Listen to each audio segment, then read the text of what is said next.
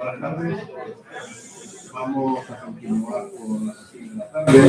Ya tenemos una visión del estado policial que se vivió durante la transición gracias al profesor Pau Casanella a nivel nacional, y ahora vamos a ver una visión un poco más centrada en nuestra zona, en Andalucía oriental. Para ello contamos esta tarde con la profesora Mónica Fernández. Pues para mí un honor poder presentarla como una gran historiadora destacada de nuestra ciudad, profesora de la Universidad de Almería, con un impresionante currículum a nivel docente, científico. Por resumir, licenciada en Humanidades con premio extraordinario fin de carrera, doctora en la misma Universidad de Almería con una tesis sobre el poder municipal en Almería en la transición, que tuvo mención internacional y premio extraordinario de doctorado. Hizo diferentes estancias nacionales e internacionales, destacando, por ejemplo, la Universidad de Módena y la Nacional de México. La doctora Fernández ha centrado su investigación en la democratización de la vida municipal española durante la transición, analizando la evolución política en el ámbito local y la movilización ciudadana. Ha profundizado en todas las organizaciones que hemos tenido en nuestra zona, desde la época franquista en adelante, y a nivel científico ha colaborado en la edición de más de 20 obras. Sus artículos internacionales de impacto son muy numerosos, y colabora ha desarrollado más de 12 proyectos nacionales con diferentes financiación autonómica, local y nacional. Su labor científica es impresionante. Yo he podido colaborar con ella no hace mucho en la edición del libro Hacia una historia de la crítica musical en España, y actualmente colaboramos en un proyecto de investigación para visibilizar el papel de la mujer intérprete de la Segunda República en adelante. Pero esta tarde nos acompaña para compartir su conferencia titulada Muerte en el Sur, la violencia policial en la Andalucía Oriental, 1970-1982, en la que posiblemente abordará un análisis profundo sobre la violencia que se ejerció en nuestra zona más cercana. No me quiero extender mucho más de la presentación, así que Mónica, te toca. Muy bien, muchas gracias, Mauricio. La verdad es que Mauricio y yo nos une una relación además de amistad y de otra más profesional, y por tanto de ahí su cariñosa presentación. Muy bien, buenas tardes de nuevo a todos y a todas. Como parte de la organización de este congreso, que ya me habéis visto por aquí desde la sesión de ayer, me produce una gran satisfacción ver esta sala, este salón de pleno de actos tan lleno, ¿no? En la mañana que hemos tenido mucho que poner nuevas sillas porque no cabíamos, y la verdad es que pues, después de tanto esfuerzo, ¿no? Para que todo salga bien, la verdad es que produce mucha satisfacción veros, ¿no? Y ver que esperamos que estéis disfrutando con el programa que os hemos preparado. Pero además de este sentimiento de satisfacción, se une también otro de responsabilidad, y es que voy a ser yo la encargada de traer este análisis que estamos haciendo de la violencia durante el proceso de transición al ámbito local, ¿no? La parte más cercana, ¿no? que nos afecta más directamente. Después de la interesante conferencia que nos ha ofrecido Pau Casanella, en la que nos ha hecho esa aproximación a la violencia policial, en los próximos minutos vamos a centrar la atención en Andalucía, en la parte de Andalucía Oriental. Una Andalucía que por aquel entonces era símbolo de abandono, de retraso, de olvido, de subdesarrollo. Una Andalucía que había quedado fuera de los planes de industrialización que sí habían sido puestos en marcha en otras zonas del país. Una tierra azotada por la inmigración, y que buena parte de su gente se había visto obligada a salir fuera en busca de unas mejores condiciones de vida, bien fuera a Europa o a otras zonas de España, sobre todo para darle a su familia una vida más digna. Una Andalucía en la que parecía que el tiempo pasaba más despacio que en otras zonas del país. Parecía que el tiempo transcurría aquí de manera más despacio, más lenta. Y una Andalucía en la que precisamente por esa pasividad, por ese tiempo lento, daba la sensación de que aquí no pasaba nada. Y sin embargo, sí pasaba, y pasaba mucho. Otra cosa distinta es que, bueno, por razones obvias, en aquel momento se intentara ocultar eso que aquí pasaba, Y también distinto es que posteriormente el relato oficial, la historia, haya dado más protagonismo a otras zonas, ¿no? Haya puesto más relevancia a otras zonas y por tanto lo que pasaba aquí haya quedado eclipsado, ¿no? Se haya diluido en otras zonas más importantes. Dicho esto, durante mi intervención nos vamos a aproximar de manera general, necesariamente de manera muy general, a 4 sucesos trágicos que tuvieron lugar en Andalucía Oriental, 4 sucesos luctuosos, uno en Granada, otro en Málaga y 2 en Almería, y que son no solo claros ejemplos de esa represión ejercida por parte del Estado, sino que también sirvieron de estímulo, de motivación, de toma de conciencia a la ciudadanía que a partir de entonces tomaron un antes y un después en el proceso de transición a nivel local en sus respectivas ciudades, provincias, pero también en el ámbito de Andalucía y de España. Son unos sucesos que, bueno, buena parte de los que estáis aquí presentes, los que tenéis un poquito de más edad, quizá os suena, quizá los tenéis en la memoria, pero a su vez los que sois más jóvenes quizás no conocéis. Y por eso es por lo que desde la organización, al hacer el programa del Congreso, decidimos incluir esta ponencia. Por una parte, para conservar esa memoria, para procurar que el recuerdo de esas víctimas no se pierda, pero por otra parte también para demostrar, para dejar constancia que en estas zonas aparentemente más tranquilas también hubo episodios, estuvo salpicada por distintos episodios de violencia. Y lo más importante, que creo que es lo que también no hay que destacar, que la represión fue un elemento constante, la represión, ¿no? el sometimiento de control del régimen franquista, sometimiento a la sociedad a través del miedo desde su inicio a finales de los años 30 hasta su final. Y dicho esto, comenzamos, bueno, la presentación, a ver si no se ha desconfigurado mucho con el cambio de ordenador. Comenzamos en la vecina Granada y nos situamos en el verano de 1970, porque a finales del mes de julio tuvo lugar una huelga en el sector de la construcción, en la que se llamó, o se conoce como la huelga de 70, en la que prácticamente perdieron la vida 3 trabajadores por disparos de armas de fuego.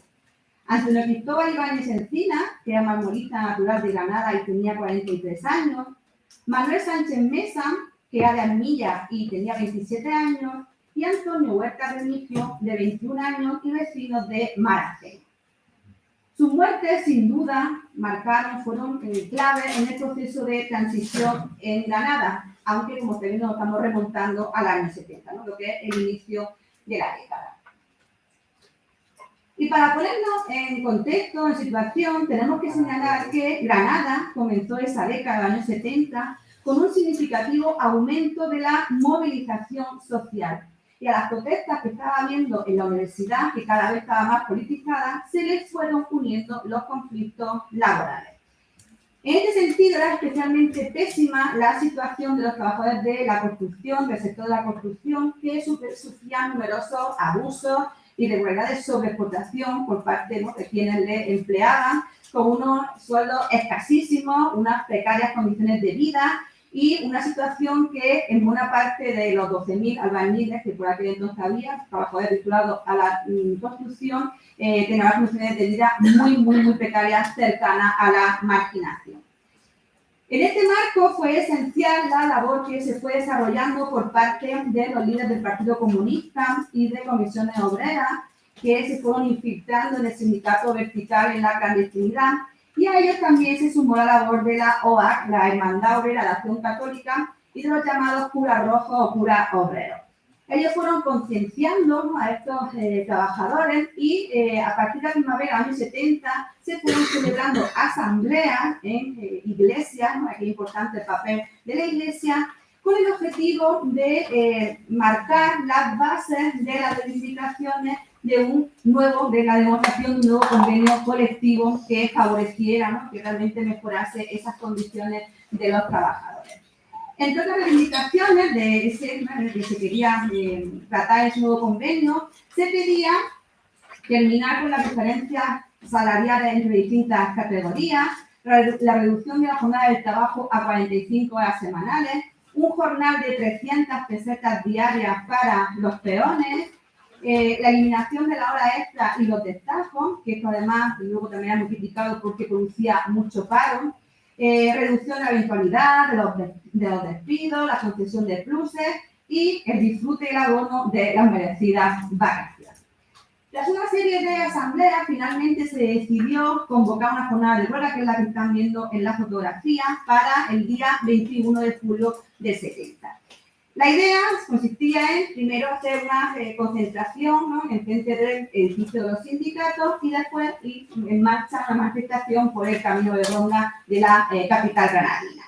No obstante, ya desde primera hora de la mañana, ya a las 8:30, se empezaron los primeros disturbios, ya empezaron las primeras cargas policiales, y eso hizo que algunos organizadores planteasen la posibilidad de zanjar la huelga. Sin embargo, se siguió y de hecho se comunicó a la autoridad la decisión de seguir con la jornada. La idea era continuar hasta el mediodía y al mediodía incorporarse al trabajo para por lo menos tener esa parte, ¿no?, de ese salario de aquella día. Sin embargo, a pesar, ¿no?, de haber avisado a las autoridades y a los empleadores, ¿no?, a la herramienta que tenían, ¿no?, que ir a trabajar, empezaron las cargas policiales y una auténtica batalla campal que, bueno, a la acción policial le contraatacaban, ¿no?, la acción de los obreros, y tuvo, como ya hemos dicho, como nefasto resultado las muertes de Cristóbal Ibáñez, Manuel Sánchez, Antonio Huerta, además de al menos 50 heridos que fueron atendidos en clínicas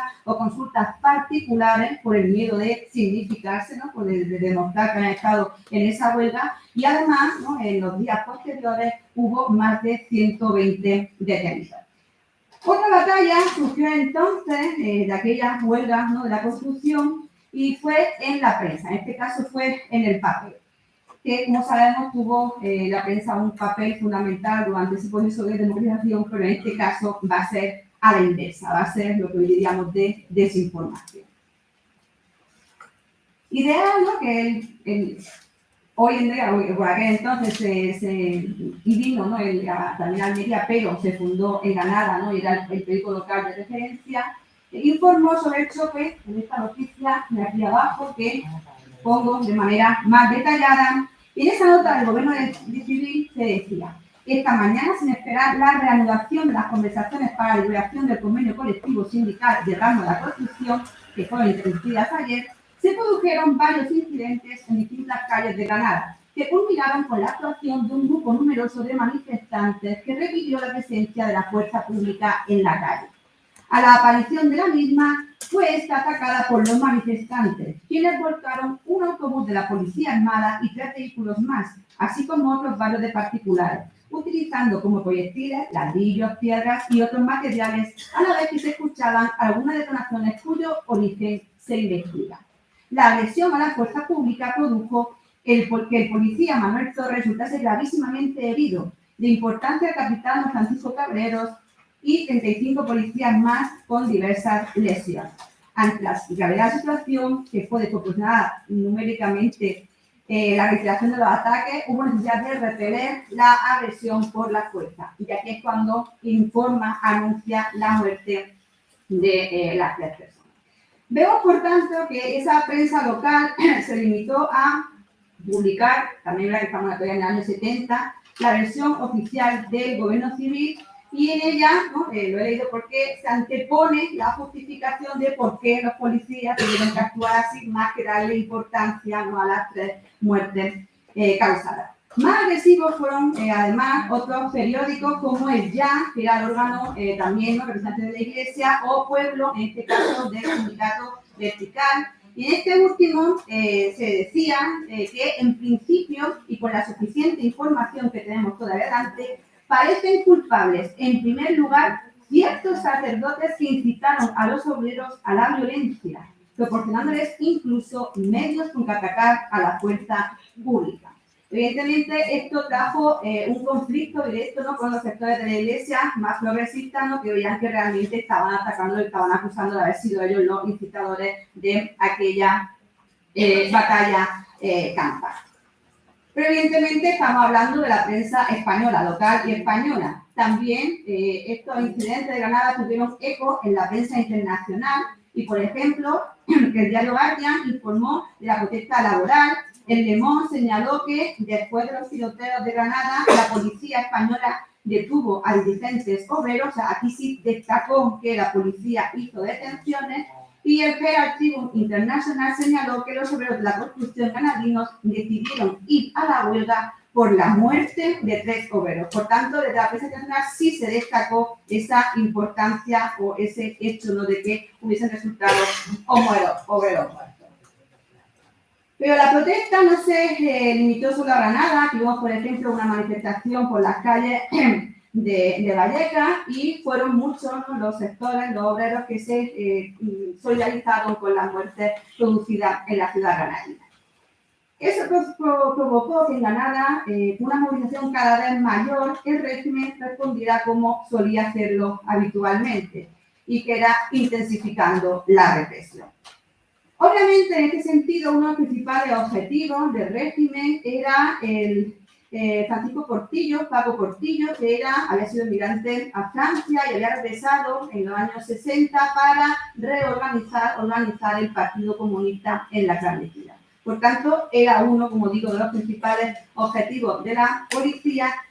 Y después de varios meses siguiendo la pista, finalmente fue detenido en su propia casa en la Nochebuena de ese año, el 24 de diciembre del año 70, delante de su mujer y de sus 3 hijos.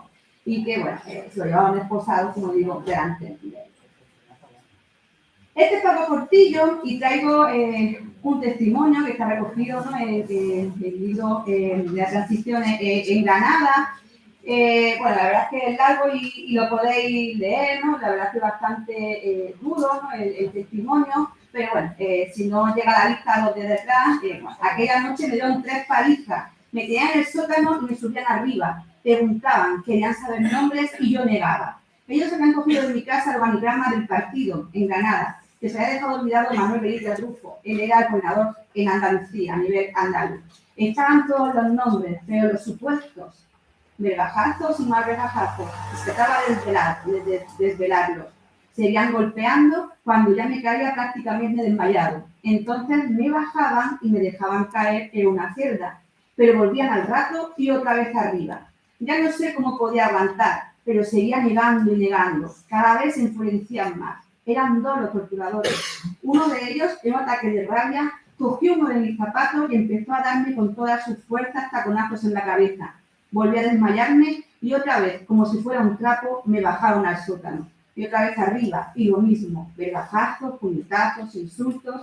Así me tuvieron durante 17 días. Ni me curaban, ¿qué va? Medio muerto con el cuerpo amoratado. Bueno, su declaración sigue, pero bueno, en esta línea, ¿no?, y podemos hacernos una idea y sobre todo, ¿no?, de su caso lo que sacamos es, bueno, o al menos tratar de imaginarnos cómo era el ambiente en las comisarías, ¿no?, y esos métodos que tenían, ¿no?, de tortura para intentar que los detenidos bueno, pues, declarasen, no delatasen a sus compañeros que estaban actuando en la clandestinidad.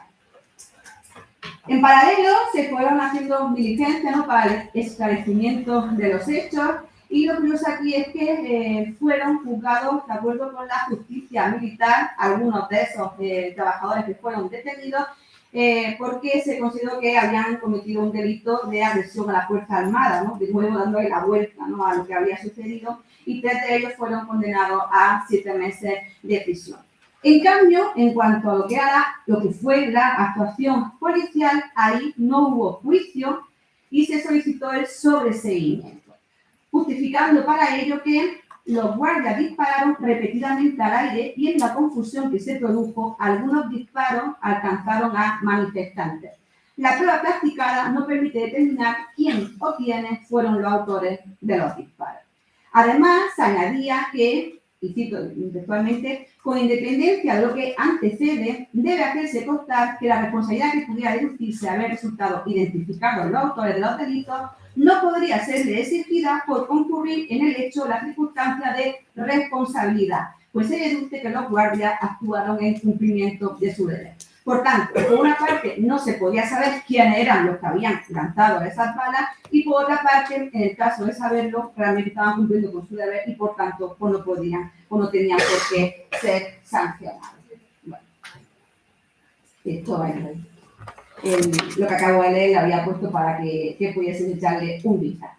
En cualquier caso, se da la paradoja, ¿no?, en este ambiente, ¿no?, de intensificación de la represión, que los trabajadores sí consiguieron ese convenio y una mejora de sus condiciones laborales, hasta el punto de que ese convenio que se firmó pocos días después de esa huelga está considerado como uno de los más avanzados en ese momento.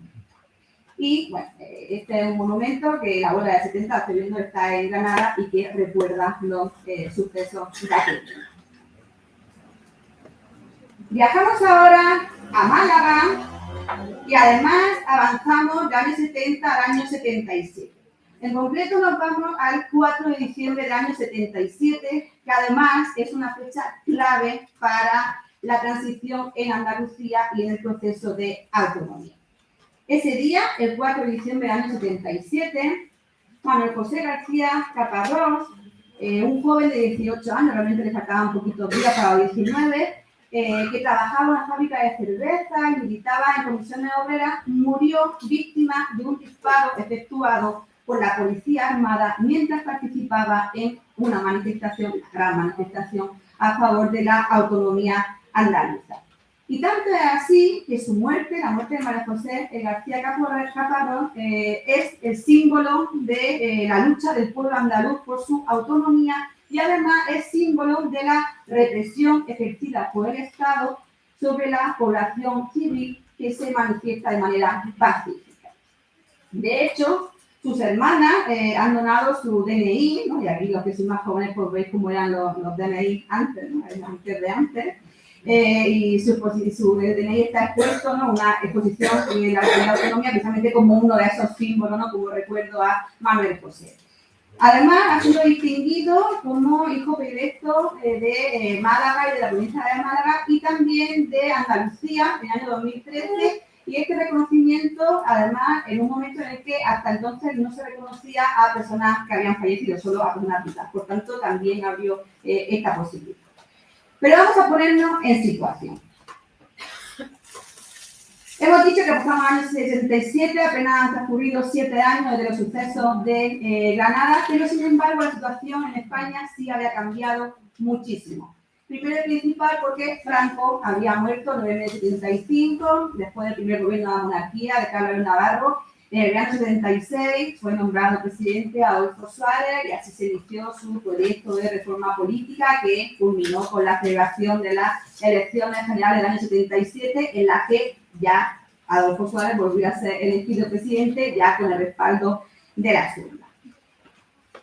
Y desde el inicio de esta legislatura, iniciada en junio de 77, se empezaron a dar los pasos para el restablecimiento de las instituciones y de los organismos de la autonomía y del autogobierno de las tres consideradas nacionalidades históricas: Cataluña, País Vasco y Galicia.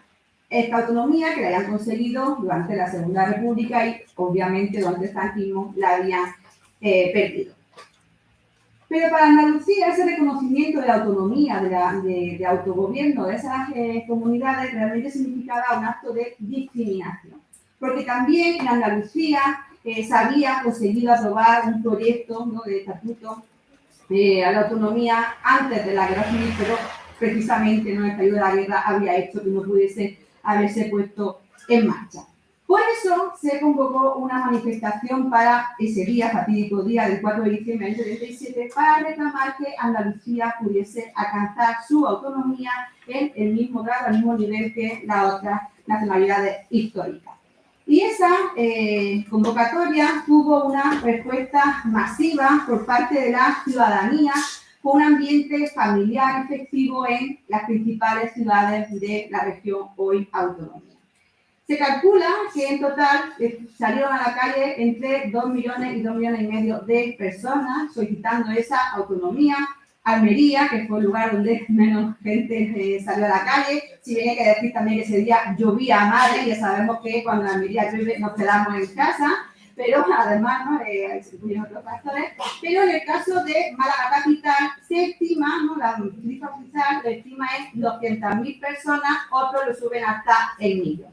En cualquier caso, como digo, una manifestación de alegría, de reivindicación de la autonomía, y que además fue convocada por la Unión Centro Democrático, el PSOE, el Partido Comunista, el Movimiento Comunista Andaluz, el Partido del Trabajo de España, el Partido Central de Andalucía, el Partido Central Popular, es decir, daba muestra de esa pluralidad política y de esa unidad en cuanto a la cuestión autonómica. Un ambiente festivo en el que predominó la verde y blanca, la bandera blanca y verde, y evidentemente, ¿no? Como estáis viendo, esa reivindicación de autonomía. Esta foto es preciosa además porque vemos también los coches de la época.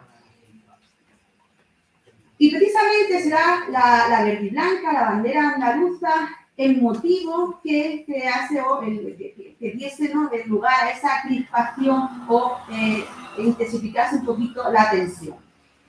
Por aquel entonces todavía estamos al inicio de la transición, momento todavía muy inicial, todavía las instituciones locales, los ayuntamientos, las diputaciones se regían por la legislación franquista, no ha habido todavía un relevo, habrá que esperar hasta la primavera del año 79, y por tanto en los ayuntamientos, las diputaciones todavía había personal que podemos decir, de la clase política del franquismo. Por esta situación, el Ayuntamiento de Málaga sí aceptó esa reivindicación de la autonomía e incluso colaboró y apoyó las reivindicaciones y el poner, ¿no? la bandera andaluza ondeando en la fachada del Ayuntamiento. Por el contrario, el presidente de la Diputación Provincial se negó a que ondease la bandera en su sede y esto es, como digo, lo que creo, ¿no? lo que crispó los ánimos y creó la tensión. Pese a ello, pues a que ya la manifestación empezaba, ¿no? con esa rifirrafe, ¿no? entre los manifestantes y la Diputación Provincial, la manifestación se convocó, se celebró y inició la manifestación por esa manera pacífica y organizada. A la cabeza iban los representantes de los principales partidos convocantes con la pancarta de la autonomía y esa bandera verde y blanca que, como decimos, va a ser el símbolo de ese día. Pero mientras que avanzaba la cabecera, algunos manifestantes que quedaron más rezagados se dieron cuenta al pasar por la Diputación que efectivamente el presidente había cumplido su amenaza y no había puesto la bandera en su fachada, y por eso un joven llamado José María Pilar Berlanga, que lo estáis viendo trepando por la fachada, con la intención, ¿no? de poner la bandera andaluza y que realmente pues, demostrarse esa adhesión a la autonomía. Fue entonces, una vez que empezó este deseo de colocar la bandera, cuando empezaron los enfrentamientos entre los manifestantes, que insisto, hasta ese momento de manera organizada y pacífica, y algunos grupos ultra vinculados a la extrema derecha y que por tanto estaban en contra de la manifestación, a la que se unieron las fuerzas de orden público, de manera que empezaron a intentar disolver la manifestación utilizando para ello pues, materiales antidisturbios y empezaron a vivirse escenas de caos y de pánico. No hay que olvidar que iban familias con sus niños, un niños pequeños, y por tanto empezó ya a poner esa situación un poco más seria. La manifestación a la carrera siguió llegó hasta el final, de hecho se leyó el discurso final, pero cuando ya se disolvió y la gente volvió a sus casas es cuando se encontró que estaba pues, ese principio, ¿no? digamos, de caos y se hizo cada vez mayor. Conforme llegaba más gente, se hizo cada vez mayor. Y así, eso es lo que hizo que empezasen enfrentamientos entre los manifestantes y esas fuerzas de orden público, insisto, animadas por esos grupos ultras que realmente venían a reventar la manifestación y empezaron a disparar, provocando numerosos heridos, entre ellos Manuel José García Caparrós, que cayó herido de gravedad, ¿no? de manera casi mortal. Intentaron llevarlo al hospital, pero falleció de camino, ¿no? en el coche. Según testigos de aquel momento, el disparo lo había efectuado un policía que había disparado a bocajarro. Todo indica realmente, ¿no? y así parece que se ha demostrado que efectivamente fue un disparo de un policía que hablando de policía, está hablando de violencia policial, pero no dejamos de estar hablando de personas. Que entonces, vista la situación que estaba produciendo, entró en pánico y en lugar de disparar al aire, que es lo que estaban haciendo sus compañeros, aunque ya por aquel entonces tampoco estaba permitido disparar al aire, lo que hizo fue disparar directo y le pegó a Manuel José, y así fue pues como cuando sucedió. Bueno, aquí tenéis otra imagen de esa bandera intento, ¿no?, de poner la bandera andaluza al lado de la escena, que como veis todavía en la franquista, aunque tiene poca calidad. Aunque parece, como digo, que el suceso fue como he indicado, recientemente la Mesa del Congreso de los Diputados del Gobierno de España, del Congreso de los Diputados, ha abierto una investigación para intentar esclarecer definitivamente los hechos, si bien hay que esperar a diciembre de 2027, o sea, falta todavía 3 años para que se cumplan los 50 años reglamentarios desde que pasaron los hechos. Como ustedes ven en la fotografía, su muerte impactó mucho, como es normal, a la sociedad malagueña del momento, y su entierro pues, realmente congregó a numerosas personas. Se calculan que incluso hasta 30.000 personas fueron a darle su último adiós. Si bien, aquí viendo también en el momento, ¿no?, de introducir el féretro en el nicho, pero no, esa situación, ¿no?, de tensión, ¿no?, de disturbio se mantuvo a lo largo de distintas semanas. Se produjeron nuevas detenciones e incluso se habla de que también hubo algún que otro interrogatorio con tortura, como el que hemos visto antes, ¿no?, en el caso de Granada.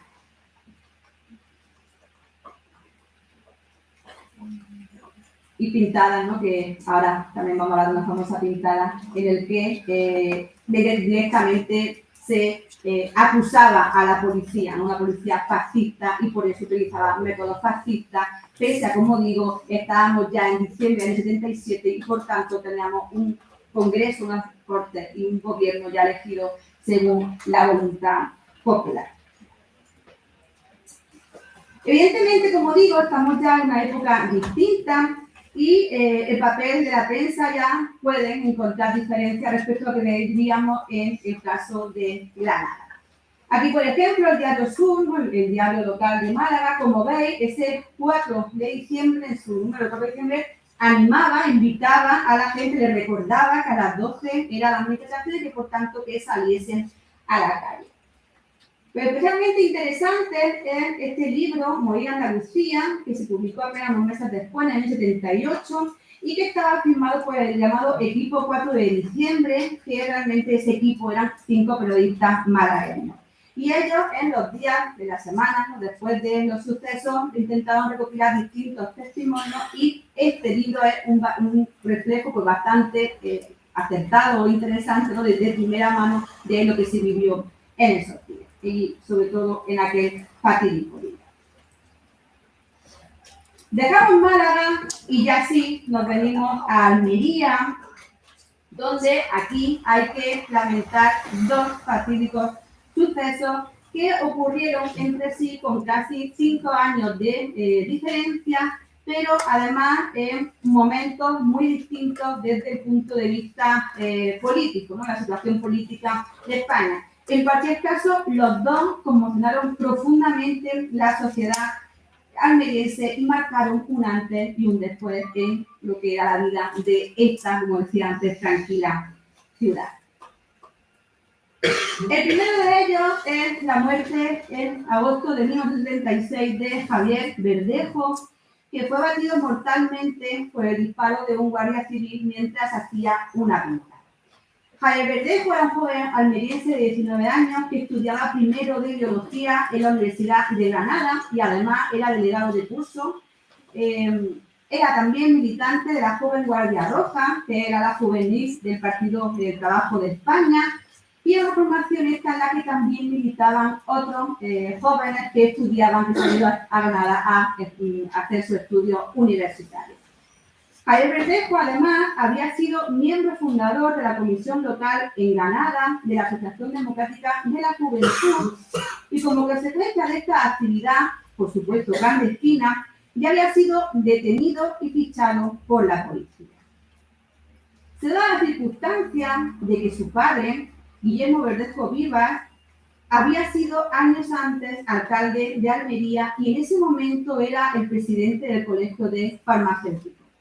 Por tanto, el caso de la muerte de Javier Verdejo es especialmente significativo en tanto que pone de manifiesto un choque generacional y a su vez esa idea de ruptura democrática y en este caso además en el seno de una familia acomodada, respetada y que formaba parte, pues, digamos, de la clase, ¿no?, pues, más reconocida de la sociedad almeriense. La muerte de Javier Verdejo coincidió además en un momento especialmente destacado de la transición aquí en Almería, en la ciudad de Almería, y es que apenas una semana antes, en el mes de julio, había tenido lugar la llamada huelga de pescadores, que fue el conflicto laboral más importante, trascendental de Almería de aquella época, y que puso en pie de guerra al barrio de La Chanca. A los que no sois de aquí, es el barrio que está justo aquí, a los pies de la Alcazaba, y esa huelga de pescadores significó por primera vez un choque frontal con el sindicato vertical. Después de esa huelga, como digo, ya estaban los ánimos bastante candentes, ¿no? Realmente había sido una huelga muy conflictiva. Se une además que esa noche, la noche de la muerte de Javier Verdejo, se daba la circunstancia de que el flamante presidente del gobierno, Adolfo Suárez, que apenas llevaba un mes y medio en el cargo como presidente del gobierno, se encontraba en Cabo de Gata, en la barriada de Cabo de Gata, y que precisamente además se encontraba en fiesta. Y su hija, que la vemos aquí, a María Suárez, tristemente, como sabéis, falleció de cáncer, fue esa noche coronada reina de las fiestas. Por tanto, se esperaba la llegada, la visita del presidente para asistir a la coronación de su hija como reina de las fiestas de Cabo de Gata, y como aquí veis, estaba dándose un baño de masa. Y la casualidad quiso que justo en ese momento que está reflejando las fotos de la 2 de Almería, a esa misma hora, varios chicos, varios jóvenes vinculados a esta joven Guardia Roja, aquí en Almería, salieron a realizar distintas pintadas por la ciudad, ¿no? Se dividieron entre distintos puntos de la ciudad. En la zona de la playa, Javier Verdejo, junto a 3 más, estaba escribiendo en una pared, aquí lo tenéis, pan, trabajo y libertad, que es uno de los lemas principales del Partido del Trabajo, como digo, aquí militar. Y como estaba pintando, ¿veis? El pan estaba con la T, sus compañeros le dieron la voz de alerta porque se estaba acercando una pareja de guardias civiles y por tanto le avisaron para que huyera. El grupo se dispersó y bueno, cada uno tiró por donde pudo, ¿no?, el lado que pudo, y pidieron de vista a Javier. La preocupación, ¿no?, en ese grupo comenzó cuando Javier no llegó a ninguno de los puntos de encuentro de seguridad que se habían establecido para comprobar que todos estaban bien. Él no llegó a ninguno de los dos y ahí empezaron a sospechar que algo podía haber pasado.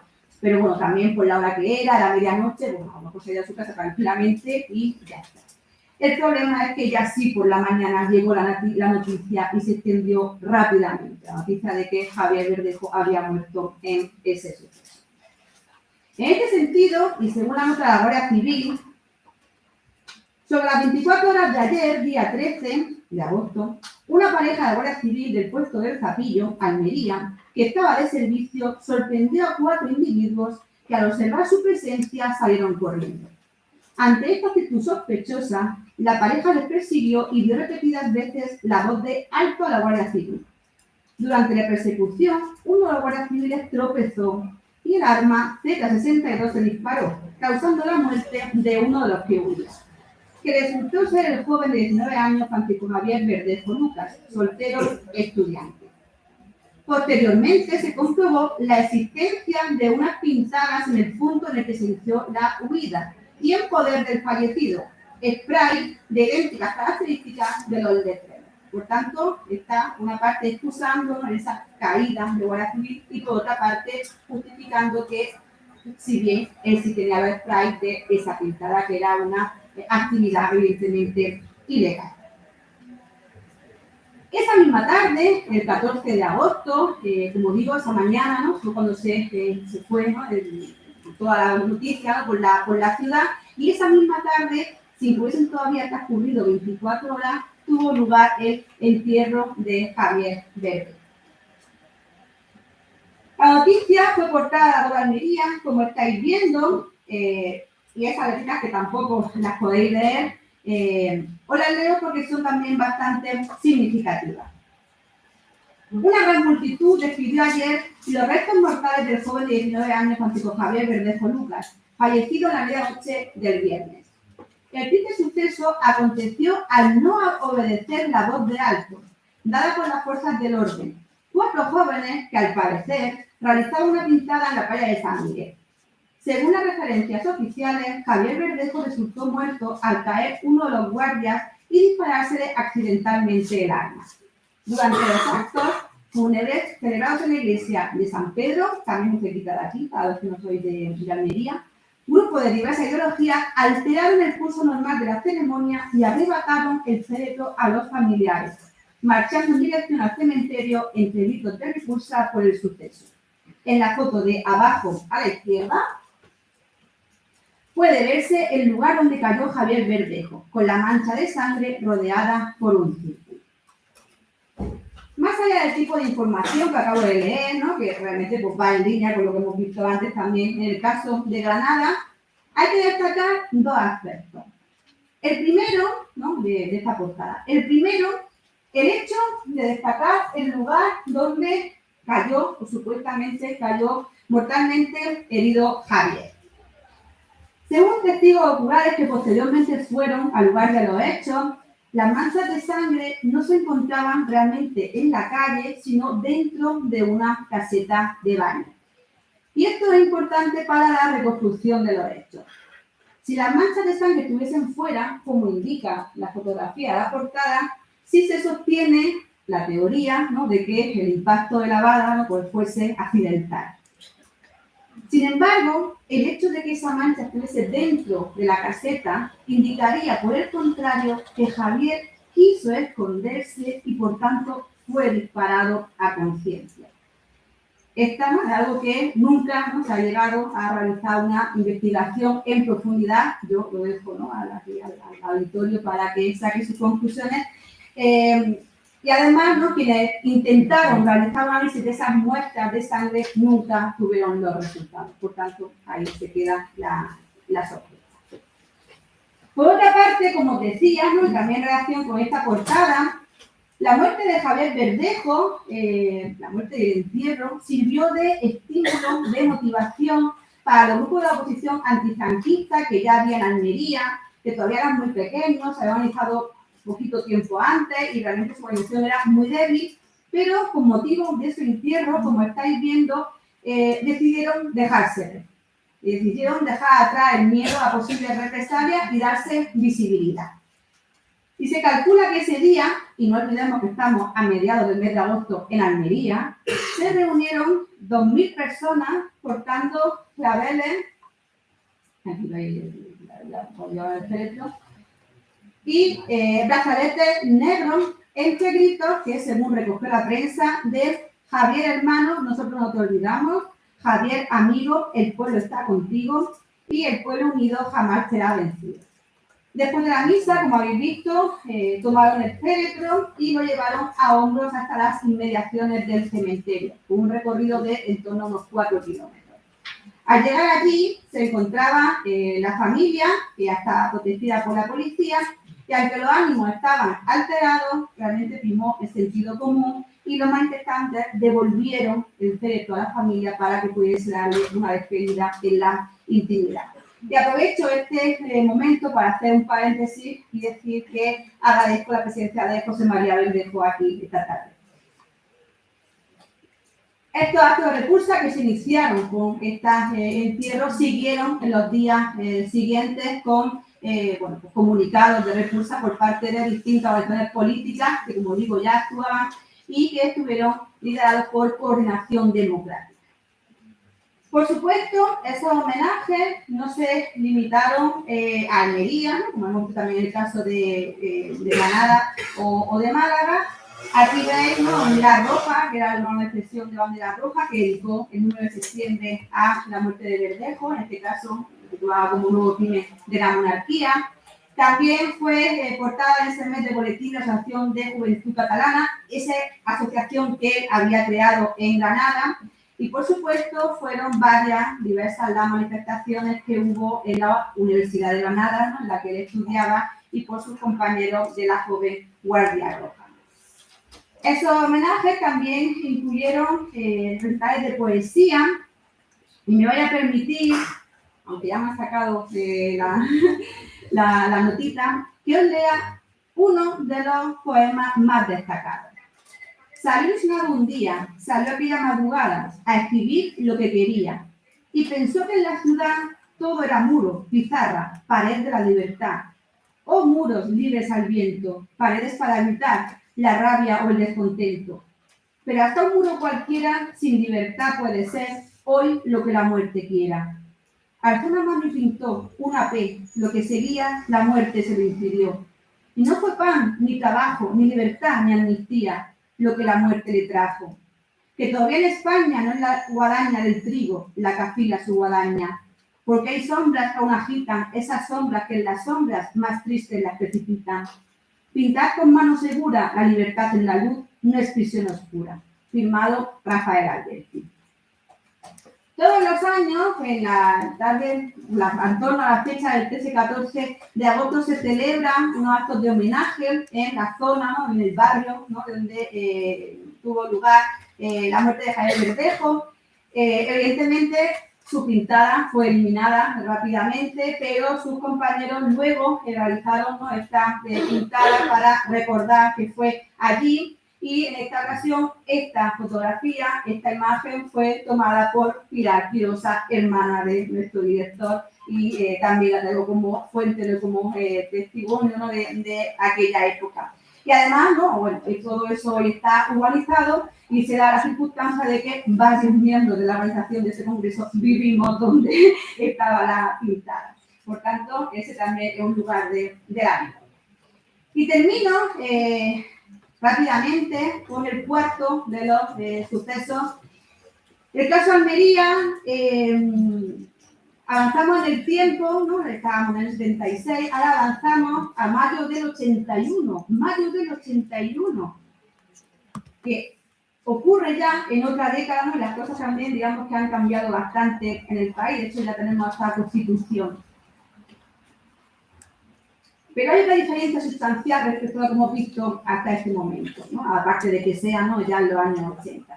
Hasta ahora esos tres sucesos eran consecuencias de encontronazos más o menos directos con la policía, con las fuerzas de orden, pero en este caso, el caso Almería, fue consecuencia de lo que desde el gobierno de España, en aquel entonces, ¿no?, estaba UCD, se denominó como un trágico error, literal, un trágico error.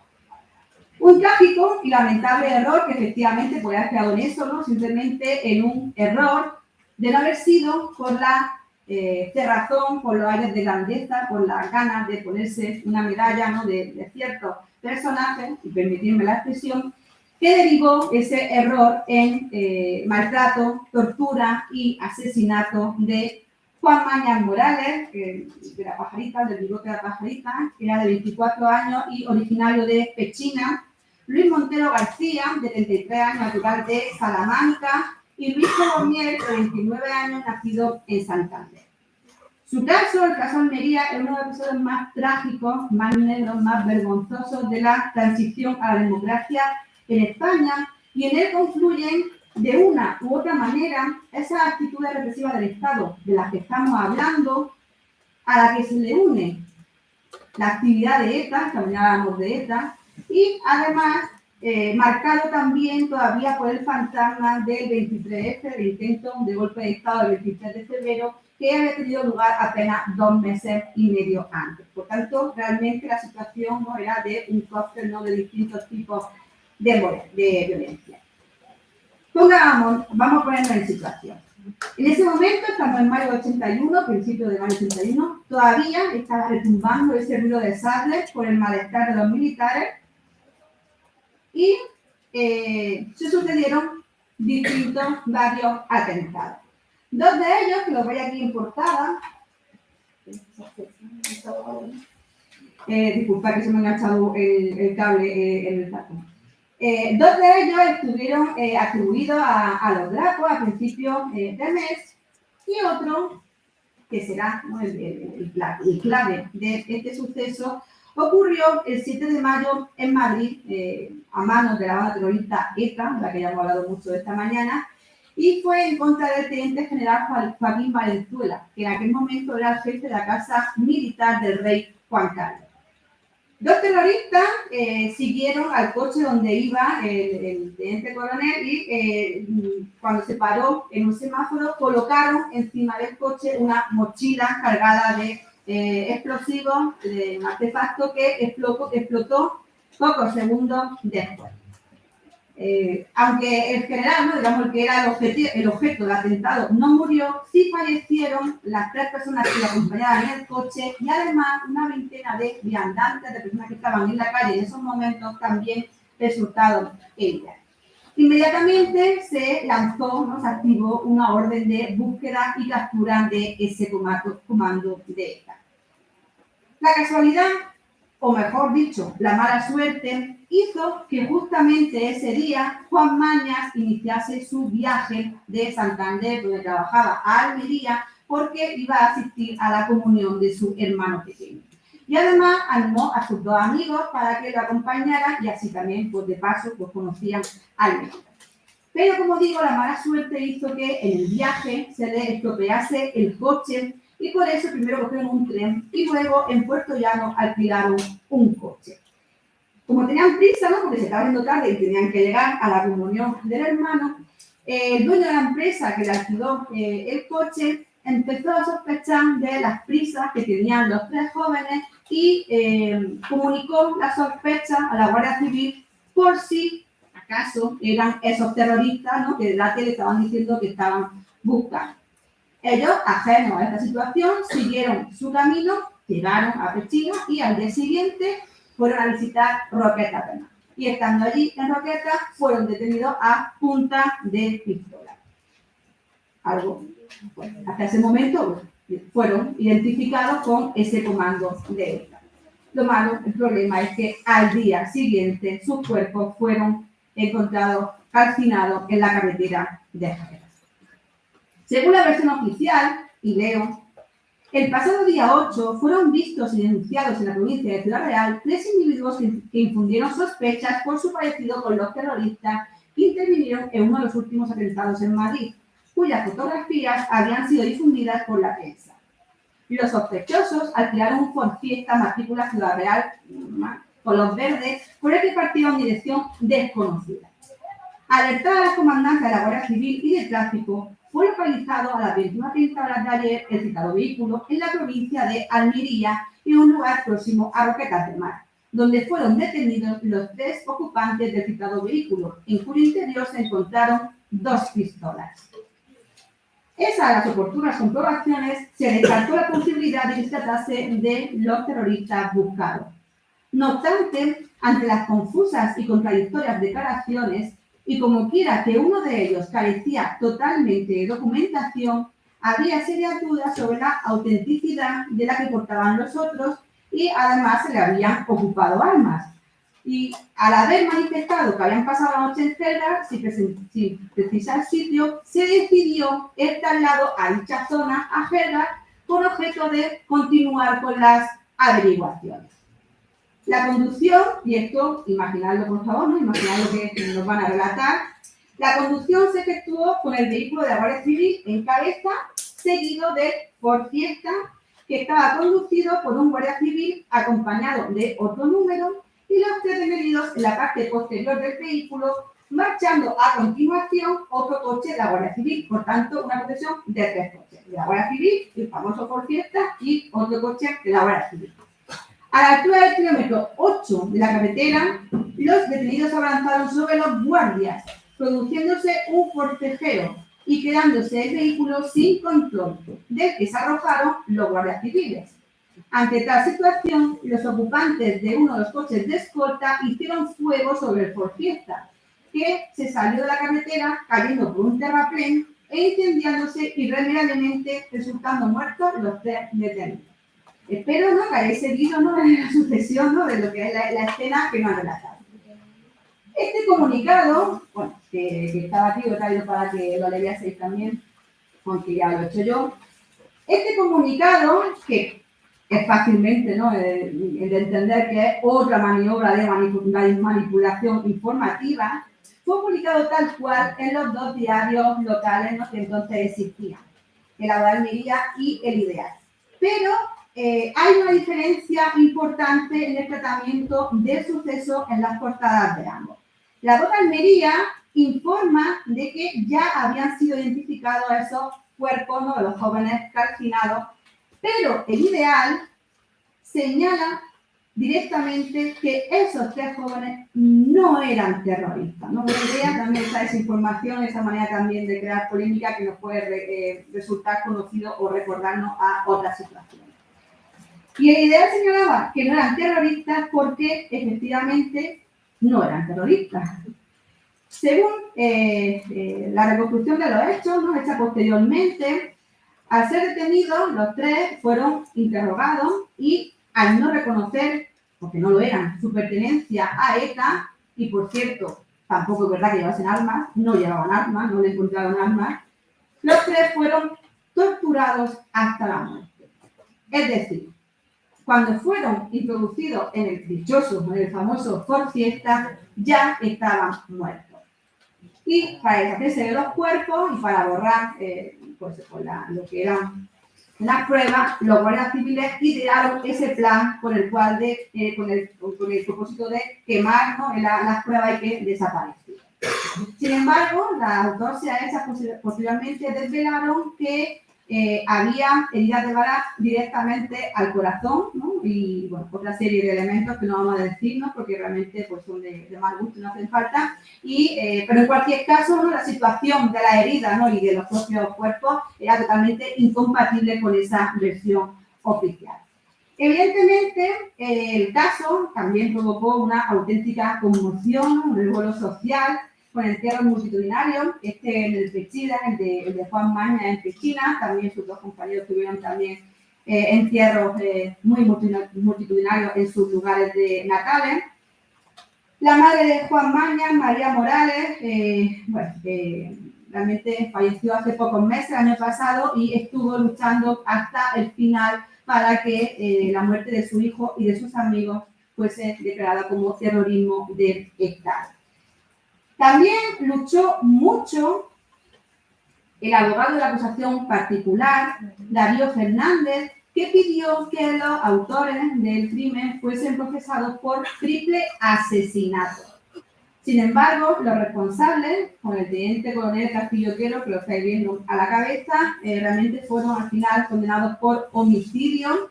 Además, en un juicio que fue muy bien reflejado en la prensa, en el Ideal, el director, el responsable de Ideal de Almería, Miguel Ángel Blanco, hizo una crónica diaria de lo que fueron las sesiones del juicio, así que si tenéis interés, vaya a la biblioteca, lo veis porque son bastante interesantes, pero realmente se consideró que ese juicio fue una pantomima, ¿no?, y que realmente las condenas fueron muy pequeñas y además, ¿no?, salió de la cárcel mucho antes de cumplir con la condena íntegra.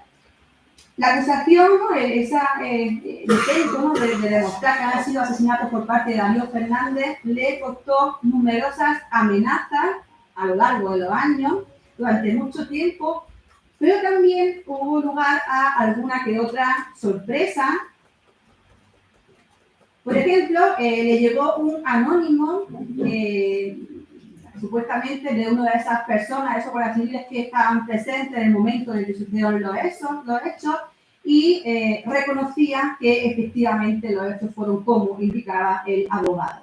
Y terminaba el escrito, que se me voy a leer entero, pero terminaba diciendo: y a los guardias que no éramos adictos a esos asesinos, algunos de ellos los han trasladado de puesto, como un ayudante del aeropuerto que dijo en un bar: el chico de Pechina era buena persona. Este guardia fue arrestado inmediatamente y trasladado de urgencia a Pozo del Espacio. Sin nada más, se despide un gran amigo de ustedes, aunque en la actualidad es guardia civil, pero no asesino, como unas declaraciones que hicieron en prensa. No me identifico porque sería una cosa que no sería buena para mí. Si tienen a bien, esta carta quiero que sea vista por el letrado de Santa Fe, Darío Fernández, que cumplió nada más que con su deber. Por tanto, ahí pues también la conciencia, ¿no?, de quienes participaron y sabían, ¿no?, que había sido un crimen y un asesinato. Una cruz, ya termino, recuerda el sitio donde cayó ese famoso Ford Fiesta. Hoy en día no se ve tanto, no está tanto a la vista porque pasa la autovía, no hace nada, pero ahí por la Nacional sí queda en el lateral. Y el caso de Almería, en cualquier caso, ya terminando y concluyendo, puso de manifiesto que esas prácticas represivas del Estado, que ya Pau lo ha adelantado antes y que empezaron muchísimas décadas, años anteriores, seguían estando presentes en la España de los años 80. Y con este caso, el caso de Almería concluye este recorrido, como digo, de manera muy general por 4 sucesos a los que podemos hacer referencia. Apenas he apuntado pequeños detalles, pero como decía, que no son suficientemente mayores para sacar nuestras propias conclusiones. Y sobre todo, si lo hemos traído hoy, repito, es para traer el recuerdo de las víctimas, cuyo recuerdo, además, demuestra una vez más que esa transición no fue tan pacífica como se me ha querido hacer. Muchísimas gracias.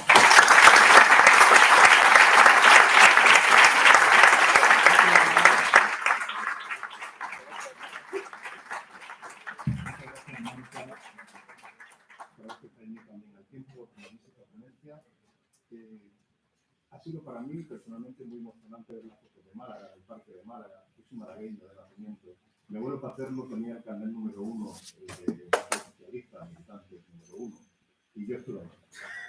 No lo recuerdo, tenía 3 años solamente, pero sí que recuerdo lo que pasó con la fuerza de la familia. Y mi madre siempre repitió hasta Parrón lo mataron. Para mí es emocionante ver esa forma. Claro, y el trabajo que hacemos de la memoria, ¿no?, el conservar la memoria y también el estar realmente familiar, os decía, ¿no?, que iban las familias para pasar la mañana del domingo y reivindicar la autonomía y al final pues, acabó trágicamente. Nos quedan unos minutos del descanso, si os parece hacemos todas las preguntas en un solo turno y ya la doctora Fernández nos contestará.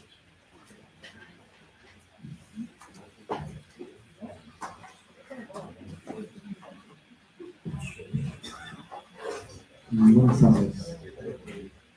Me gustaría preguntar acerca de, bueno, se ha comentado la reacción por parte de los ciudadanos, por parte de los partidos políticos, de otras agrupaciones también, a las diferentes muertes.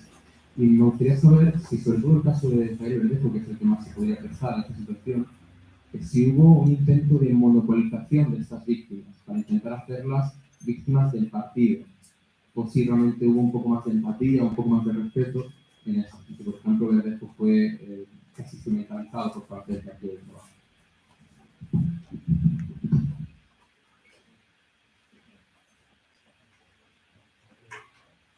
Un bloque de preguntas.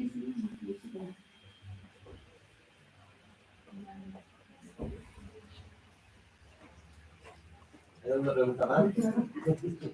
Si no hay más preguntas, Mónica. Luego vamos a salir nadie. No. Evidentemente las primeras reacciones, ¿no?, y lo más directo va a ser de sus compañeros de partido, pero no. El caso de la muerte de Javier Verdejo fue el símbolo para todo lo que era la oposición antifascista aquí en Almería. Y en esas fotos hemos visto, ¿no?, con todas las personas que participaban en su entierro, en su funeral, y en esa marcha en el cementerio no solo había militantes, por la propia cantidad de gente no podían ser solo militantes de ellos, sino que realmente respondían a esos partidos. Por ejemplo, uno de ellos, Partido Socialista Obrero Español, el PSOE, que realmente se había organizado muy poquito antes, ¿no?, unos poquitos meses antes, y estaba todavía muy débil aquí en Almería, y ya había tenido algún acto muy pequeñito, muy anecdótico, ¿no?, también en el año 76, pero fue una vez que con la muerte del mismo cuando definitivamente se echaron para adelante, ¿no? En el caso del Partido Socialista es muy revelador porque era un partido que por aquel entonces estaba principalmente compuesto por militantes que venían de la Segunda República, que habían sufrido mucha represión, ¿no?, que habían ido en la cárcel, incluso 2 veces, ¿no?, y por tanto tenían más miedo a la represalia, y sin embargo esa muerte de Verdejo fue la que definitivamente le hizo salir a la calle, ¿no? Y a partir de entonces, desde el verano y el otoño 76, es cuando, digamos, coge velocidad, ¿no?, el proceso de transición aquí en Almería, ¿no? Una ciudad que hasta entonces ha sido bastante tranquila. Ya con la huelga que estaba en el julio 76 empieza ese conflicto en la calle, ese conflicto laboral, y ya con la muerte de Verdejo se inicia lo que va a ser la oposición política.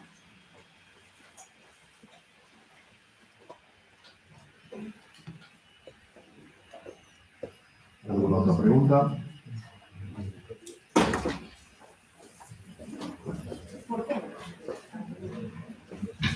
Buenas tardes. Hola. Quisiera preguntar a la gente que vivió esa época si ahora están viendo un repunte de esa, digamos, ese carácter autoritario de las fuerzas policiales.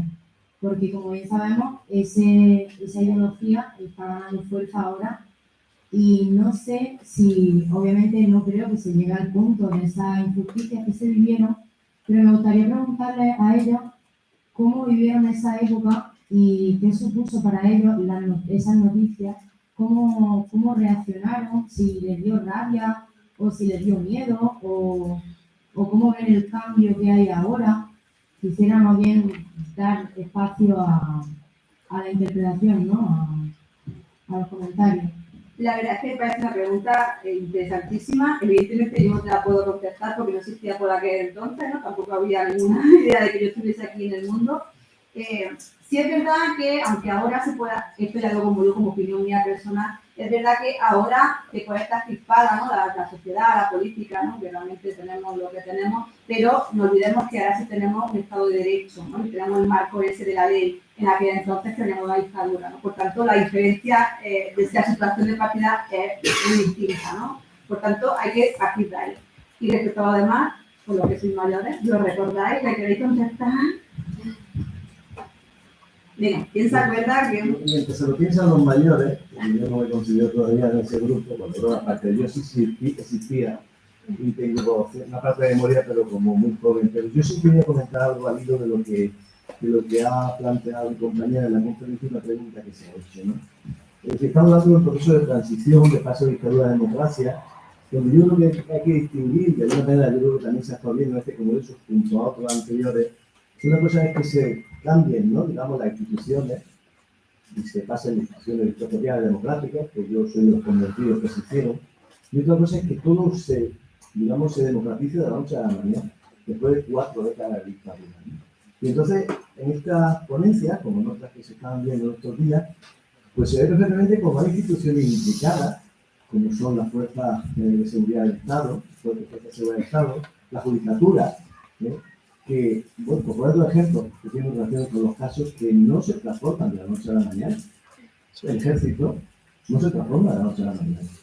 Y eso, pues, aunque la transición, digamos, se concluya, porque la concluimos a finales del 82, principios del 83, según los factores, pero esas instituciones siguen todavía plagadas de muchas personas que tienen una ideología y una forma y uso y manera de comportamiento del pasado.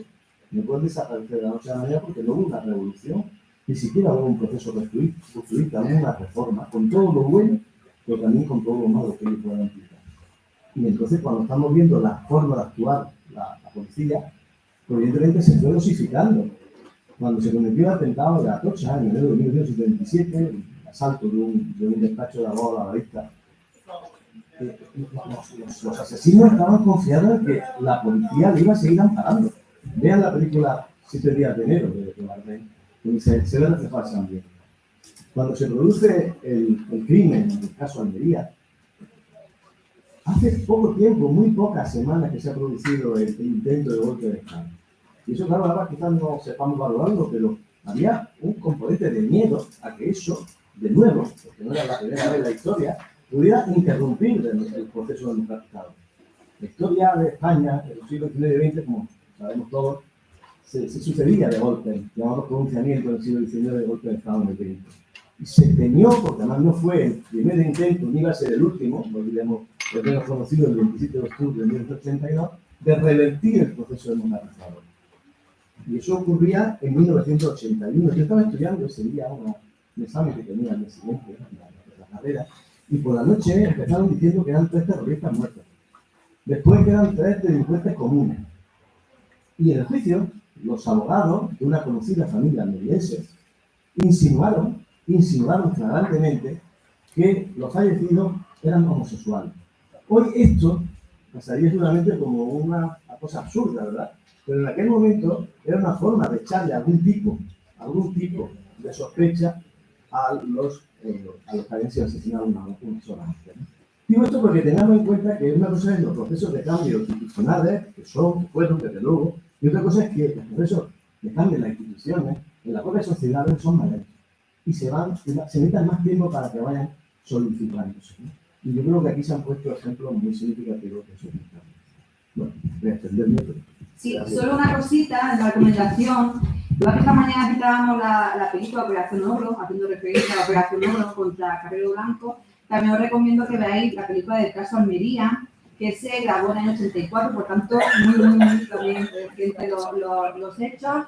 Y bueno, podéis ver a Antonio Banderas, Juan Echanove, ¿no? Como algunos de las víctimas, ¿no? De aquellos 3 jóvenes que perdieron la vida. Por tanto, os recomiendo que si podéis que la veáis. Y muchas gracias de nuevo.